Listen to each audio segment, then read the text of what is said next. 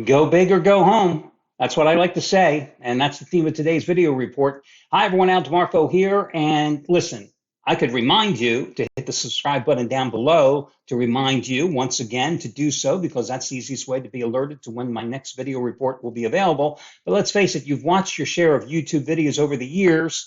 Unless you've been on Mars, don't you know to hit the subscribe button? Don't you know to hit the like button if you like the video report? Again, how many videos have you watched where you've been reminded of this incessantly?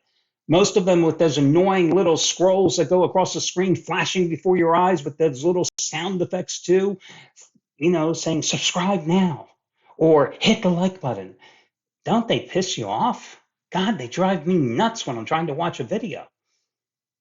Anyway, you know what the deal is. And you also know that I'm general manager of DeMarcosports.com, because if you didn't know, what the hell are you watching the video report for? So magically, we'll make that disappear, because I think you know why you're here anyway.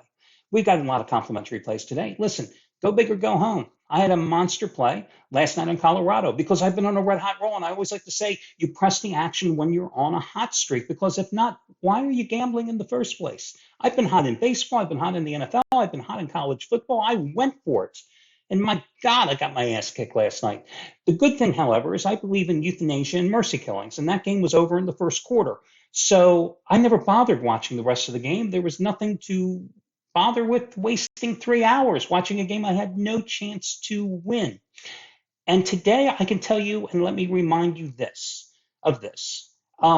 There is no such thing as buyer's remorse. No coulda, woulda, shoulda when you're a gambler or a handicapper. It's why I always say I don't celebrate the wins. I don't lament the losses. So many gamblers and handicappers too can't get that through their thick skulls. You have to remain even keel after a win or after a loss. Otherwise, you'll drive yourself batty. You'll be that guy on the ledge being suicidal. Lost the game. Today's another day. That's it. You can never get back the money you lost yesterday. But you can't sit here today counting your money that you won yesterday either. It clouds your perspective. So yesterday, the free plays. After going 4-1 the week before, after giving you the teaser on Thursday with the Eagles and the under or the over, guess what? I hit only one of the three picks yesterday, cashing in with the teaser on Louisville and LSU. Lost the total on Louisville, Indiana over. Also lost the play on Tennessee. My God. Tennessee was bad yesterday. Couldn't run the ball, 3.3 yards per carry, 5 false starts in the game. And Florida's not that good. Big win for Billy Napier, who had to get the Florida faithful behind him with a win like that. But the Gators are not that good. Just keep that in mind when SEC play continues here. They are not that good. Okay, let's get to your complimentary plays here for Sunday, and let's start in reverse chronological order. Let's take a look at that game between Miami and the New England Patriots. You know, it's nice that the Dolphins went and got the big win against the Chargers in LA last week, but there had to be some things that concerned you about that performance, especially the way the Dolphins couldn't get off the field when it came to stopping the Chargers' ground game, because the Chargers averaged 5.8 yards per carry and ran for over 230 yards. Well, what do you think the Patriots are going to do tonight? I mean, the Patriots couldn't run against Philadelphia last week because that's the strength of the Eagles' defense, that massive front line with so much depth. Miami can't stop the run. So the Patriots are going to run the ball because Mac Jones had 316 yards passing and 3 touchdowns last week against Philadelphia's beat up secondary. That's not going to happen again.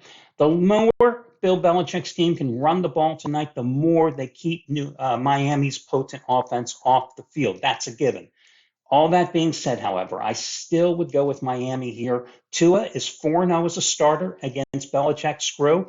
The Dolphins are on a 6-1 ATS division run. And let's face it, 37 points and 535 yards on the road. I don't care if the Chargers can't play defense. That is still impressive. And I want to see the Patriots stop Tyreek Hill, who had 11 catches, 215 yards last week and 2 touchdowns, especially considering that their top corner, Jonathan Jones, who really has done a good job in his career defending against Hill, he didn't practice Friday. He's questionable for this game. I think Tyreek Hill will feast upon him, even if he does play. So I'm going to go with Miami minus the 2.5. And again, if this line moves up to 3, I'm buying down the half point in this spot.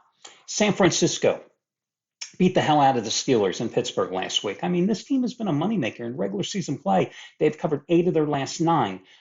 They've also, in this series, gone 8-1 straight up, covering 6 of those 9 games, 391 total yards at Pittsburgh. But it was the defense that was so impressive. 5 sacks, forcing 2 turnovers. Offensively, it's Christian McCaffrey, a big game, 22 carries, 152 yards. I know the Rams went to Seattle and they looked impressive. I mean, Matthew Stafford turned back the clock. A great game for him in that one. The Rams 426 to 180 total yards advantage in that one. But they ran the ball 40 times. Not a real productive 40-yard output, but it made Stafford all the more impressive. And you look at the fact that Seattle did nothing defensively, 0 sacks, hardly any pressure on Stafford. He had all the time in the world in the pocket. That is not going to happen today against San Francisco. I like San Francisco here. I would lay the 7 points, and I would buy down the half point if that line is anywhere between 6 and 7.5 on the 49ers. The Giants, disgraced on Sunday night by the Cowboys. I don't think I have to go much more into that one. Arizona, meanwhile, at Washington, got the cover, forced 3 turnovers, had 6 sacks, held Washington to 248 yards. I think the Giants rebound here. I don't believe Arizona is any good. Joshua Dobbs, 21 for 30, 132 yards starting. This is an Arizona team that has 1 win in its next 14 games at home. I like the Giants here minus the 4. Again, I'm buying down the half point anywhere between 3 and 4.5 points. On the early card, Kansas City. Yes, the Chiefs lost at home. Yes, I believe Tony just dropped another pass. But today they got Travis Kelce and Chris Jones back. Andy Reid did say on Friday in his press conference that both would be playing here today. The Chiefs, of course, won last year in the division round at home, 27-20. That was the one Patrick Mahomes was limping around almost the entire game. They've won 7 straight in the series. They lost on Thursday. By virtue of losing on Thursday, they have a couple extra days prep time. I think that helps them. Listen, I had Jacksonville as my monster play last Sunday, matching a play that's the biggest of my career. You and I both know I was extremely fortunate to win with Jacksonville against Indianapolis, a team that is without a doubt one of the worst in the NFL this season. I like the Chiefs here. We are getting a bonus price here because the Chiefs lost on Thursday night. That's why this line is so cheap. I'm going to go with Kansas City. I'm buying down off of 3.5 down to 3 in this spot.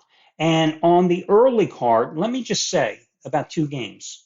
Houston is taking on Indianapolis at Houston. Don't put good money on bad teams. No opinion on that game. Green Bay, right?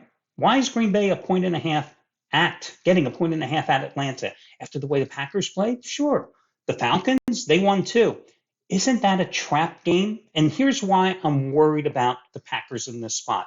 Aaron Jones and Christian Watson, they're 2 best offensive players, right? Both did not practice Wednesday and Thursday, both listed on the injury report as questionable. Jones missing, in fact, the second half of that game against the Bears. Sure, Jordan Love had a nice game, 15 for 27, 245 yards and 3 touchdowns against a Bears defense that just couldn't do anything. Falcons defense is better. Falcons are going to take the air out of the ball and slow down that game by running the ball relentlessly. It's going to be an interesting game. I would not be surprised to see the Falcons win this game.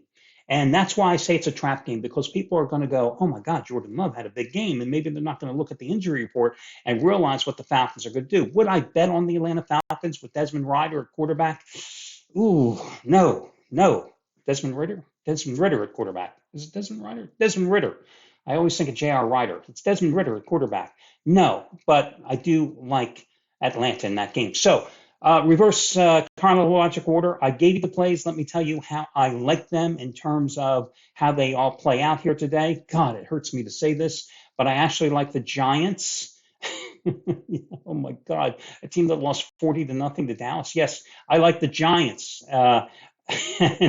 as my number 1 play, and the Miami Dolphins right behind them at number 2. I would take San Francisco and Kansas City right there slotted behind those two guys. So that's your recap. The Giants, number one. God, that hurts to say that.